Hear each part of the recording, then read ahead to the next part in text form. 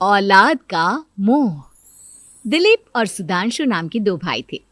दिलीप की शादी कावेरी के साथ हुई और सुधांशु की शादी माया के साथ। शादी के बाद दोनों भाई अपनी अपनी पत्नी के साथ खुशी खुशी रहा करते थे। दोनों भाइयों के परिवार एक ही घर में रहता था। साथ में खाना, साथ में घूमना, कुल मिलाकर दोनों भाइयों का परिवार खुशहाल परिवार था। कुछ सालों के बाद दिलीप की पत्नी कावेरी को एक बेटा हुआ। भैया, आज मैं बहुत खुश हूँ। चाचा बन गया हूँ मैं। हाँ भाई साहब, इस बच्चे के घर में आने से तो रौनक आ गई है। मैं सबको बताऊंगी कि मैं तो चाची बन गई हूँ, चाची। तुम दोनों कितने अच्छे हो। हमारे बच्चे के आने से ऐसे खुश हो रहे हो जैसे ये बच्चा तुम्हारा ही हो। बस भैया, अब आपका बेटा इस दुनिया में आ गया ना, हम भी कोशिश करेंगे कि हमारा भी बच्चा जल्दी से इस दुनिया में आ जाए। और फिर आपका और हमारा बच्चा दोनों मिलकर दिन भर घर के आंगन में खेला करेंगे। कितना मजा आएगा ना। सच कहती हूँ माया, मैं भी उसी दिन का इंतजार कर रही हूँ जब तुम्हारी भी गोद भर जाएगी और मेरे बेटे को एक छोटा भाई या बहन मिल जाएगी। 1 साल बीत जाता है। दिलीप और कावेरी का बेटा अब 1 साल का हो चुका था, लेकिन सुधांशु और माया की कोई औलाद नहीं होती।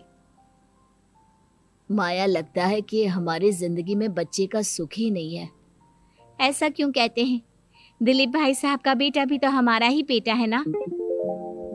तुम्हारी बात बिल्कुल ठीक है माया, लेकिन फिर भी हमारा खुद का एक बच्चा होता तो कितना अच्छा होता। हाँ, कावेरी भाभी भी हमेशा कहती हैं उन्हें अपने बेटे के लिए एक छोटा भाई या बहन चाहिए। लेकिन देखिए ना, हमारी तो किस्मत ही कितनी खराब है। हमारे तो सारे ट्रीटमेंट भी फेल हो चुके हैं।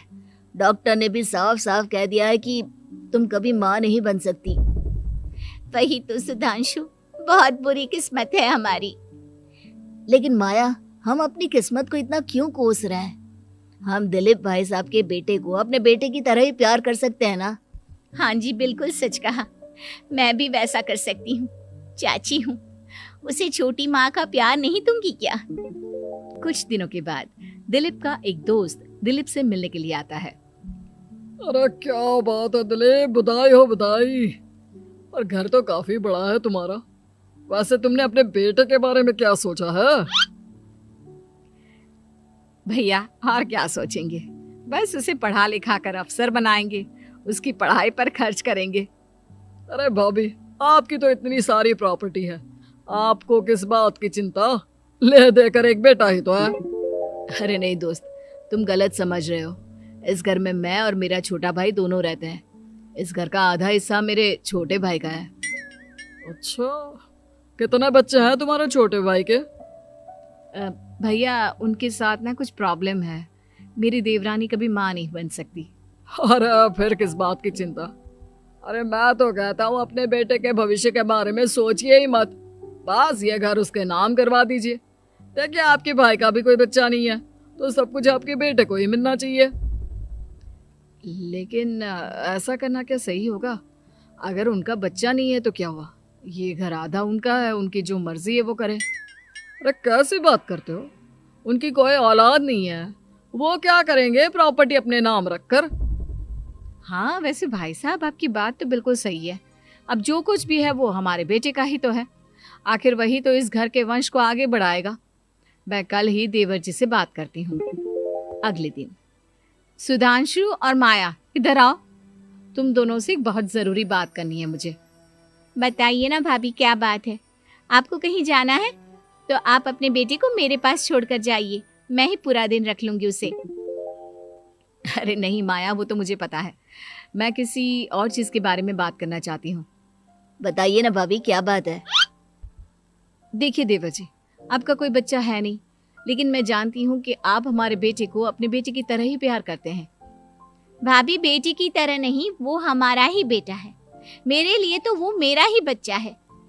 वही तो फिर क्यों ना ये सारी प्रॉपर्टी हम मेरे बेटे के नाम करवा दे, क्योंकि तुम्हारा हो या मेरा, हम सबका एक ही तो है बेटा। लेकिन भाभी, अभी तो वो सिर्फ 1 साल का है।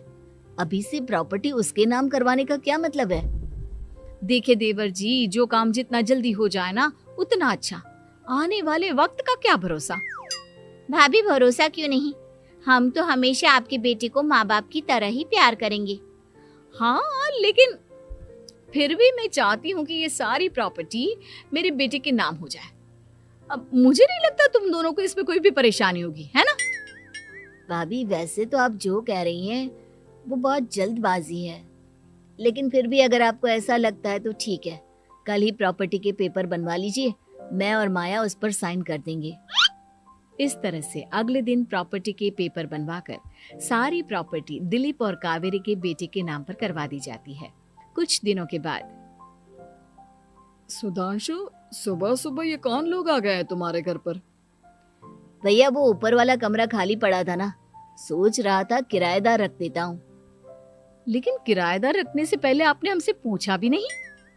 भाभी इसमें आपसे पूछने वाली क्या बात थी, हमें एक ही कमरे की जरूरत थी, इसलिए सोचा दूसरा कमरा किराए पर दे देते हैं, कुछ इनकम हो जाएगी। अरे माया, ये सारी प्रॉपर्टी अब मेरे बेटे के नाम पर है और यहाँ पर जो कुछ भी होगा उसके लिए तुम्हें मेरी या दिलीप की परमिशन तो लेनी पड़ेगी ना। हाँ सुधांशु, तुम्हारी भाभी ठीक ही तो कह रही है। अब देखो, तुमने खुद अपने हाथों से ये प्रॉपर्टी हमारे बेटे के नाम की है, वह अभी बहुत छोटा है, तो इस घर से रिलेटेड सारे फैसले तुम्हें हमसे पूछ कर लेने चाहिए। भाभी हमें तो लगा था कि आप हम लोगों से बहुत प्यार करती हैं, लेकिन आप तो हमारे साथ भेदभाव करने लगी।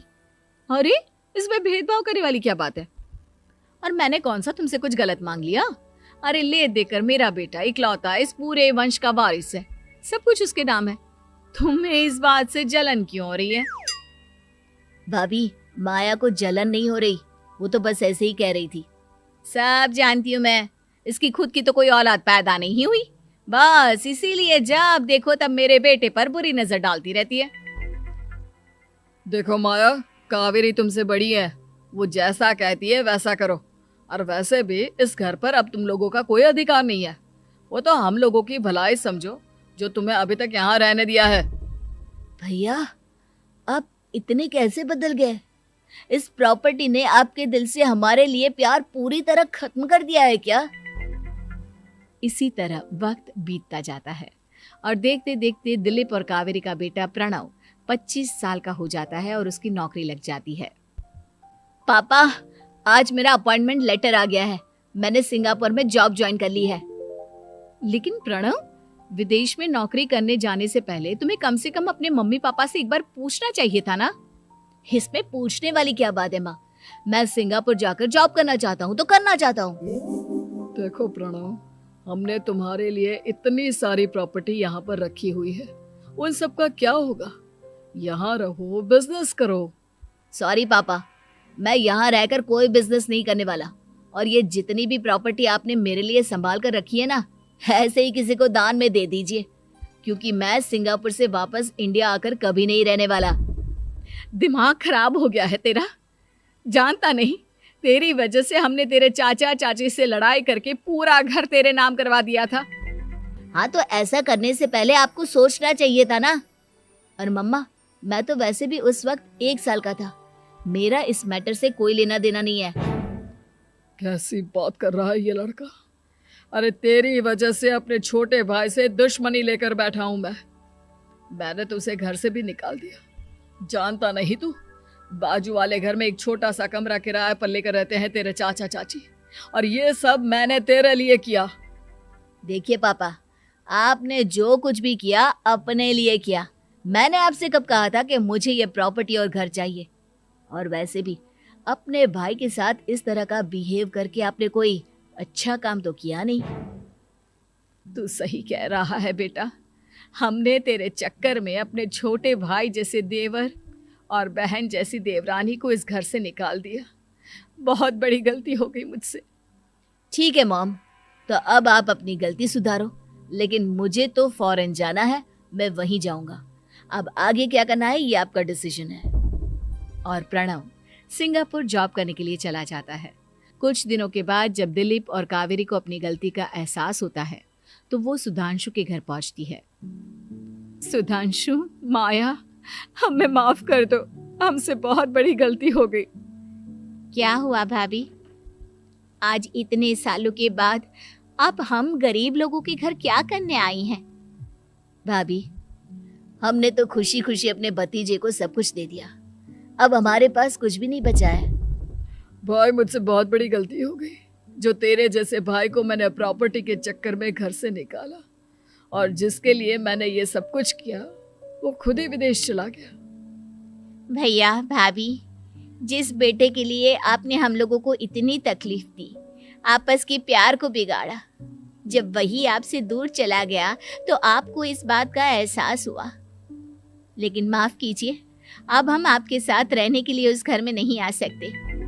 नहीं नहीं माया, ऐसा मत कहो, मुझसे बहुत बड़ी गलती हो गई, प्लीज वापस चलो, मैं वो घर फिर से तुम्हारे नाम कर देती हूँ। भाभी, मैं उस घर का क्या करूंगी? किसके लिए? मेरा कोई बच्चा नहीं, मैं तो बस जिंदगी भर आप लोगों के साथ प्यार से रहना चाहती थी, प्रणव को अपने बेटे की तरह प्यार करना चाहती थी, लेकिन आपने मुझसे वो अधिकार छीन लिया। भाभी और भैया, एक सवाल पूछना चाहता हूँ आप लोगों से। जो बच्चा कुछ ही दिन पहले दुनिया में आया हो, जिस बच्चे के भविष्य का आपको पता ही ना हो, उसके लिए अपने पुराने रिश्तों को तोड़ देना, अपने सगे रिश्तेदारों से दुश्मनी मोल लेना, उनके साथ झगड़ा करना, उनकी बेइज्जती करना, क्या ये सही है? कम से कम हमें सही वक्त का इंतजार तो करना चाहिए ना। सिर्फ प्रॉपर्टी के लिए अपने सगे भाई को घर से निकाल दिया, वो भी अपने 1 साल के बेटे के लिए। क्या ये वाकई में सही था? जवाब दीजिए मेरी बात का।